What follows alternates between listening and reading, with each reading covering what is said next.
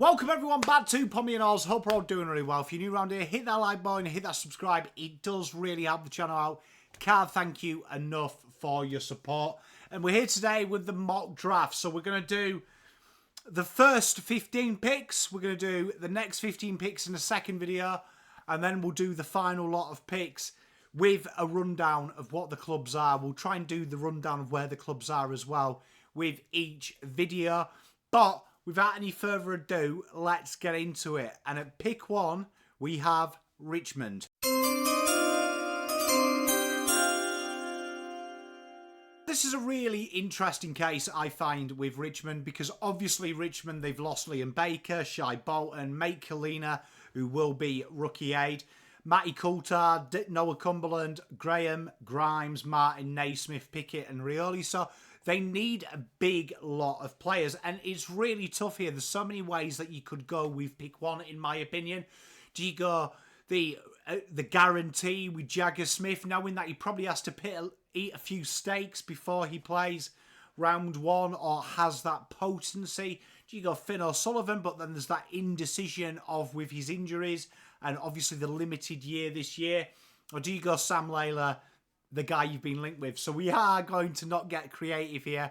We are going Big Sammy from the GMV Rebels. An absolute surefire thing here. I think with pick 1, they've got to get exciting and go really hard. So he is a real game-changing player who can play mid, half forward. Really makes sense, and I can see the link with Richmond, so it makes sense. And then we head over to pick 2.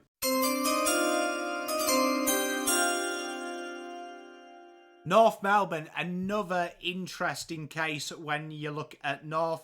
And unlike Richmond, who obviously have currently 27 on the list spot, have to make that 28 because they've got too many rookies.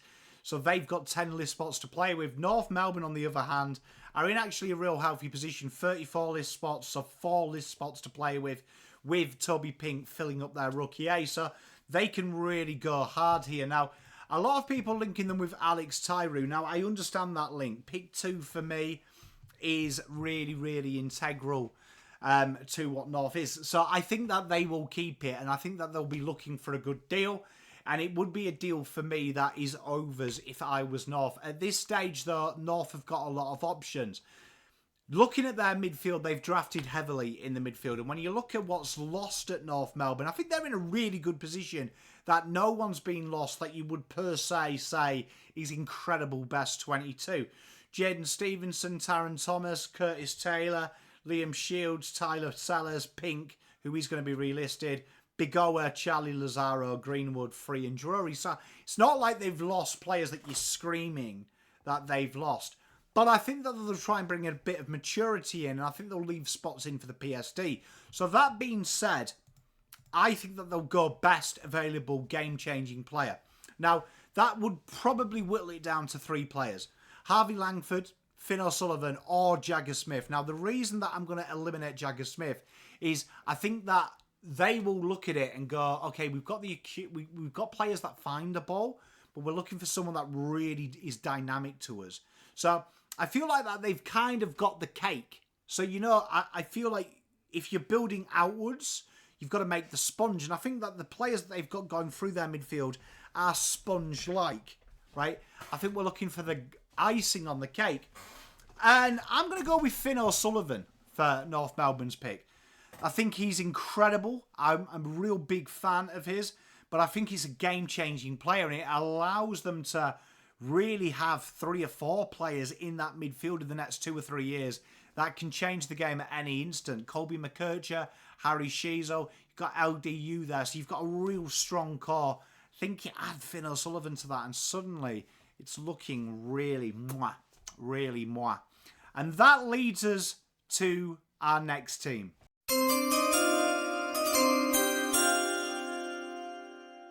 You'll notice there's no bid here for Levi Ashcroft, and what I feel, and the reason is, and before anyone gets in the comments, is I don't think he'll be taken at pick 1. I think Richmond will give him the kudos. I also think North Melbourne won't bid for one reason. I think they'll want to put whoever that is in the category on a pedestal and make feel like they are their number 1 requirement. They did it with Jason Horn-Francis.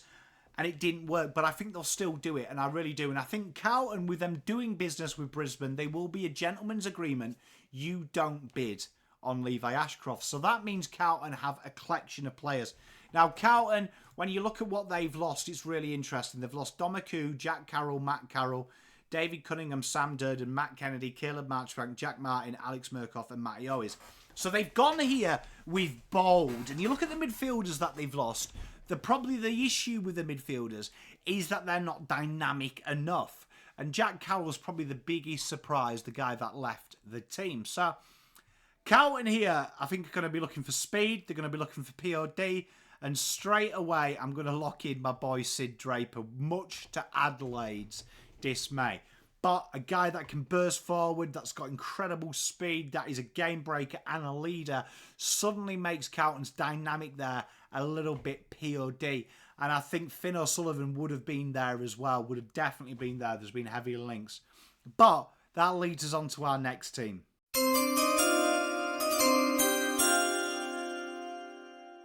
And it should be Adelaide, but because Adelaide have lost Sid Draper, they're going to be the pain in the bum. And Levi Ashcroft will instantly be matched. And when we look at Brisbane, there's no need to worry about Brisbane. They've lost Craven and Joyce, who they are relisting, as we know, in the old dodgy of I haven't dealt with my list. We're going to rebrand these as rookies. But then they did lose Danaher retired, Kaylin Lane, Jared Lyons, who retired, Madden, Michael, Pryor and Sharp. And Levi Ashcroft, do they need him? No. Do they want him? You bet your bum to a barn dance. And currently with 32 list spots on the senior list, 4 on the rookie A and 1 on the rookie B, meaning 37. Meaning that effectively they filled their rookie list with Craven and that. So that means they've got 5 spots to play with. So this suddenly knocks one down, and it's an incredible player. Levi Ashcroft, we don't really have to talk about him too much. He's a sensational footballer. So Levi Ashcroft comes straight into the Brisbane Lions team. And that means Adelaide have their pick. And who do they select?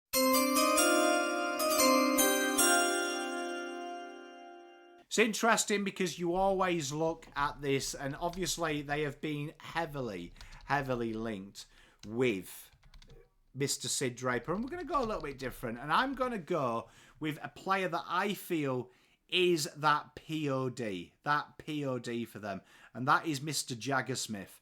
And if you're looking at it, I think the best way I describe Rory Sloan, and I think that's such a big loss to Adelaide, is he was an accumulator who kind of moved like a classic car, didn't he? But he's got that output of a HGV. He's like, your old school Holden Ute. And I think Jagger Smith is the closest to that. I think he's a ball winner. He's an accumulator. And I think it's the one thing that Adelaide are trying to find. They've done it with Jordan Dawson, but I think that takes a lot of their halfback and a lot of work on Jordan Dawson himself. But I think adding Jagger Smith to that midfield, it's already sensational. And when you look at what Adelaide are missing this year, there is some players there that obviously are probably missing. Burgess is going to be relisted, but Gollant, Hamill, McHenry, Parnell, Sloan retired, Schoenberg and Burgess, as we know, are going to be relisted as A's. It's definitely something that is probably that real... I feel like the substance is missing from that. And someone that can accumulate the ball, keep it moving nice and short. They've got a bit of room to play with, do you know what I mean? They've got 41 list spots fully covered when you add them rookie A's. This would then just make it a little bit better. So I think Jagger comes in and he can really work around their wonderful mids. And that means up next we have Melbourne. And let's see who they select.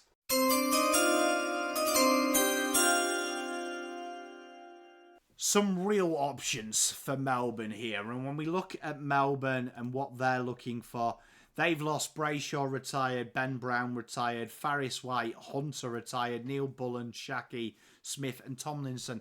So a real smorgasbord of players that did play, but then players that didn't quite work out.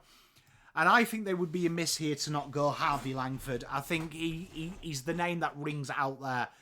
Big, strong, he really suits. I think Melbourne have got that spread, and they do that very well with their game style. It's a very congested game style, but does seem to spread well. And he's, I think, deceptively quicker with the ball in hand than what makes be.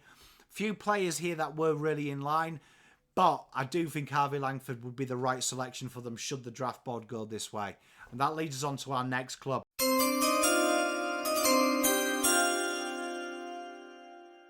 We talked about Richmond. Richmond are, for me, in a great position here. And I think they'll look at this draft board and look at who's come in. And I think they'll bite the bullet. And I'm going to go with big Alex Tyrou, the flying Viking here. I think they'll go here. And I always have this rule that need versus draft order is one of them things. So where I say North Melbourne won't take him at 2, I always have the 5 pick rule. And I think they'll look at this and go, right, okay, 10, 11, 12, this player's probably going to be off the board before our next pick. So with that backup, and when with the players that are still on the board, I think they'll make an educated guess that we can still get the job done here.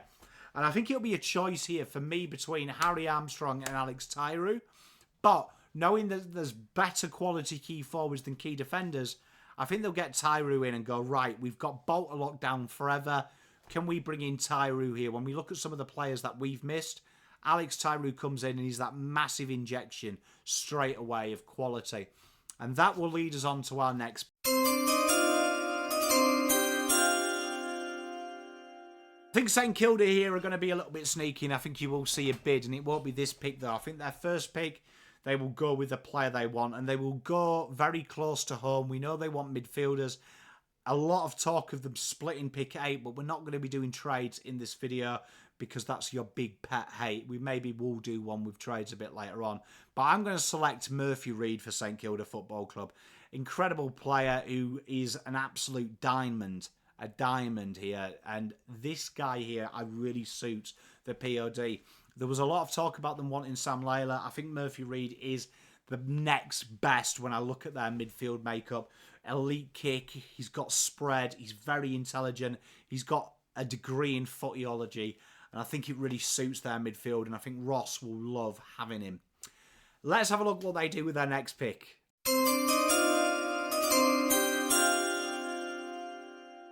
And as you can see, Gold Coast will match the bid on Leonardo Lombard, and I think they will look at this, and St Kilda will be sneaky here. And they'll take Gold Coast out. Now, I don't think they'll bid on players because they've got a few NGAs themselves, but they know that they can take Gold Coast out here, and it's definitely a fair bid, and it would be the dream. We know that Sauce, traditionally the bid with Liam Henry, he looks at the need over the NGA, and I think Leonardo Lombard would be that type of player for Saints, but Gold Coast get one hell of a player that is incredibly hard-working. They welcome him to the list, and they'll be really content with that acquisition. So let's see what St Kilda do now with pick 10 that it is.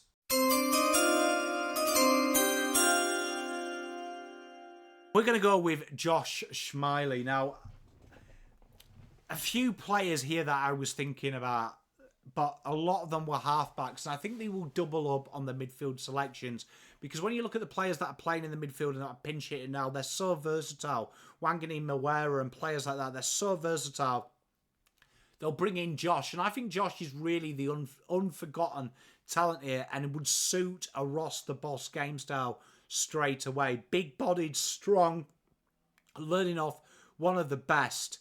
I think the best person for Josh to learn off would be either Clayton Oliver, Patrick Cripps, and if I can't have them two, it would definitely be Jack Steele, who is, I think, one of the most underrated midfielders there. He comes in, he adds a bit of steel, and he's got a touch of class as well that people forget about Josh. Great, straight into the midfield there at St Kilda, and a real good pick-up then. And then we're on to pick 11.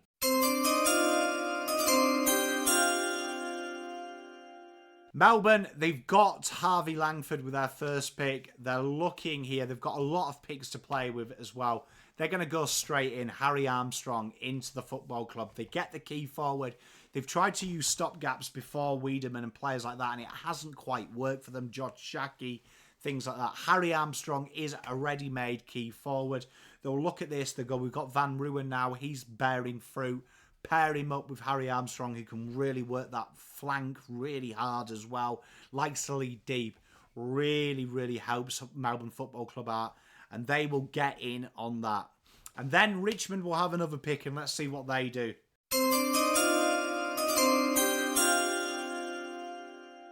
They do it, they bite the bullet, and they look to test Essendon out, and they go and put a bid on Isaac Keiko. Essendon straight away match it.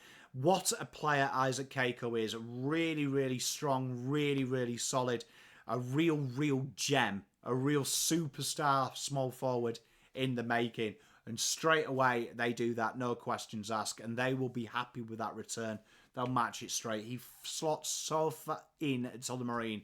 It hurts. What a player, and he will be sensational. And that means Richmond are back on the clock now with pick adjusted to 13.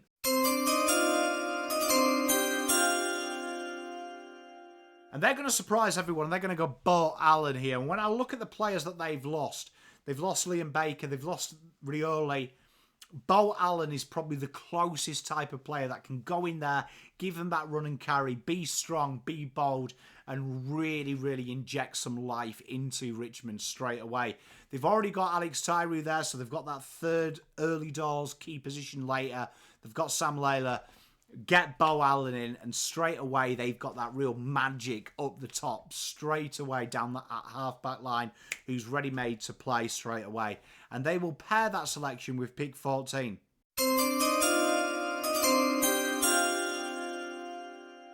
Job Shanahan comes in, and they've got Tom Lynch for a couple of years, probably a year, maximum 2. Makes sense for me for them to bring in a key forward straight off the bat.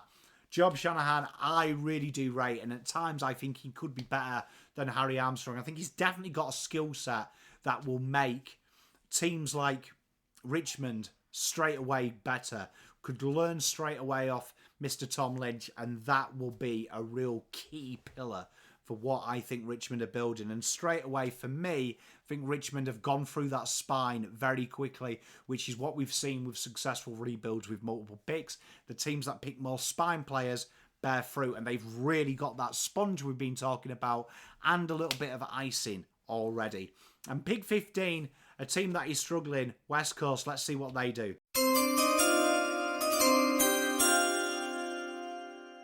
Some real options here for them, and I look at what West Coast are trying to do at the minute and how they've kind of structured their list and what they're struggling with over the last couple of years. And the big thing for me has been that beautiful ball movement that we associate with the Eagles has slowly started to die at times. And I look at it, and they're trying to get Dom Sheed now on the ball and then half forward where he used to play out wide. Andrew Gaff, he's just seems to have been a shell of himself. And when you look at what they've lost this year, Baker, Barras, Burgill, Cully, Darling, Edwards, Gaff, Jones, Rotham, True, Witherden, they really need a lot. And this is where I'm going to go with Xavier Lindsay. A football IQ genius. He's kind of like Andrew Gaff when he was young. An elite kick, a guy that can change the game. And I think when you're looking at someone who can win the ball so frequently, like Harley Reid, giving it someone to the outside like Xavier Lindsay instantly makes them a better side. They've traded pick 3, which I think is a very foolish thing to do, but they've got to do something. And I feel like at this stage in the draft, they will have to go with someone exciting. So we're going to go with Xavier Lindsay. He comes to the West Coast Football Club. It's going to be really interesting. So part 2 will be coming in the next couple of days. I hope you enjoyed it. Please let me know what you think of the selections. It's a safe space here. Love the discussion. Can't wait to see you for part 2. Peace, love and light. Pom out.